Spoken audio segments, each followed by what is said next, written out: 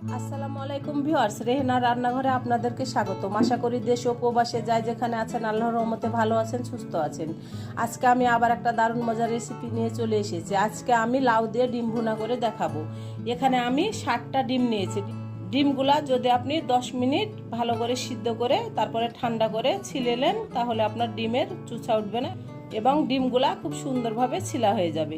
এটা লাল ডিম। এবার আমি ডিমগুলাকে একটা একটা করে এভাবে ফুটা করে নেব। এভাবে আপনি চামচ দিয়ে যদি ডিমগুলা এভাবে আপনি ফুটা করে নেন তাহলে আপনার ডিমের ফোসকা উঠবে না এবং ডিমটা আপনার খুব সুন্দরভাবে আপনার ভাজা হয়ে যাবে। আমি প্রত্যেকটা ডিমকে এভাবে এই চামচের সাহায্যে ফুটা করে নেব। ডিমগুলো প্রত্যেকটা ডিম এই চামচের সাহায্যে ফুটা করে নিয়েছি। এবার ডিমগুলাকে লবণ, হলুদ আর মরিচের গুঁড়া মাখিয়ে নেব। ডিমগুলাতে ভালো করে লবণ, হলুদ আর মরিচের গুঁড়া মাখিয়ে নিয়েছি। এবার ডিমগুলো এক সাইডে রেখে দেব। এখানে একটা গোটা বড় লাউ নিয়ে নিয়েছি। লাউগুলাকে এভাবে ছিলে আপনার 2 ইঞ্চি সাইজ করে কেটে নিয়েছি মোটা মোটা করে। লাউ আপনি ছিলে তারপরে পরিষ্কার করে ধুয়ে এভাবে কেটে নেবেন। তাহলে কথা না বাড়ে চলুন কিচেনে যাওয়া যাক। চুলায় হাঁড়ি বসিয়ে দিয়েছি। এবার দিয়ে দেবো তেল। এখানে দিয়ে দেবো রেগুলার তেল, সয়াবিন তেল। 1 কাপ তেল দিয়ে দিলাম। তেলটা আমার ভালোভাবে গরম হয়ে গেছে। ডিম ভাজার সময় তেলটাকে অবশ্যই ভালোভাবে গরম করে নিতে হবে, নইলে ডিমগুলা তলে ধরে যাবে। এবার দিয়ে দেবো ডিম। এখানে 60টা ডিম আছে।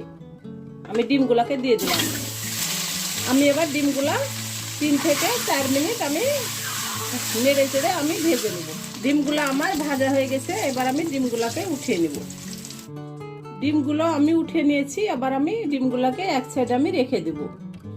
ডিম ভেজে আমার যে তেলটা রয়ে গেছে সেই তেলের মধ্যে দিয়ে দেব একটা তেজপাতা অর্ধেক করে ছিঁড়ে নিয়েছি, দিয়ে দিলাম।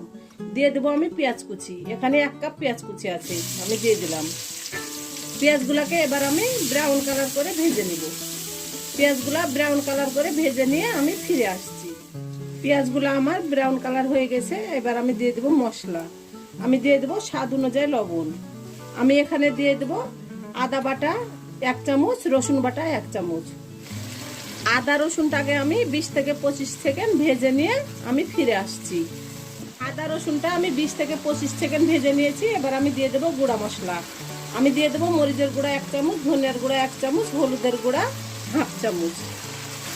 এবার দিয়ে দেবো অল্প করে পানি, গুঁড়া মশলাগুলো যেন পুড়ে না যায়।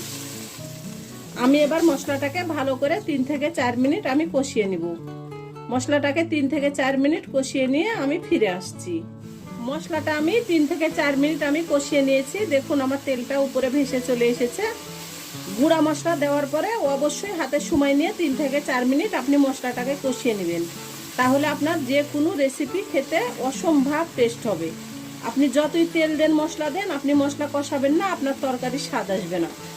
অল্প তেল মশলা ব্যবহার করেন, কিন্তু মশলাটা ভালো করে কষিয়ে নেবেন, আপনার তরকারি খেতে অসম্ভব মজা হবে। এবার দিয়ে দেবো কেটে ধুয়ে পরিষ্কার করে রাখা লাউ। এখানে একটা আপনার বড় লাউ আছে। যেহেতু আমার ডিমের পরিমাণ বেশি, আমার লাউয়ের পরিমাণও বেশি, একটা গোটা লাউ এখানে দিয়ে দিলাম। এবার লাউগুলাকে 2 থেকে 3 মিনিট কষিয়ে নেব। লাউগুলাকে 3 মিনিট কষিয়ে নিয়ে ফিরে এসেছি। এখন পানি ব্যবহার করব না, যেহেতু লাউ পানি জাতীয় একটা সবজি, লাউ থেকে অনেক পানি বের হবে। এবার ঢাকনা দিয়ে ঢেকে 5 মিনিট আরো কষিয়ে নেব। 5 মিনিট পরে ফিরে আসলাম। 5 মিনিট পরে ঢাকনাটা উঠিয়ে নেব। দেখুন আমার লাউ থেকে কতগুলা পানি বের হয়েছে।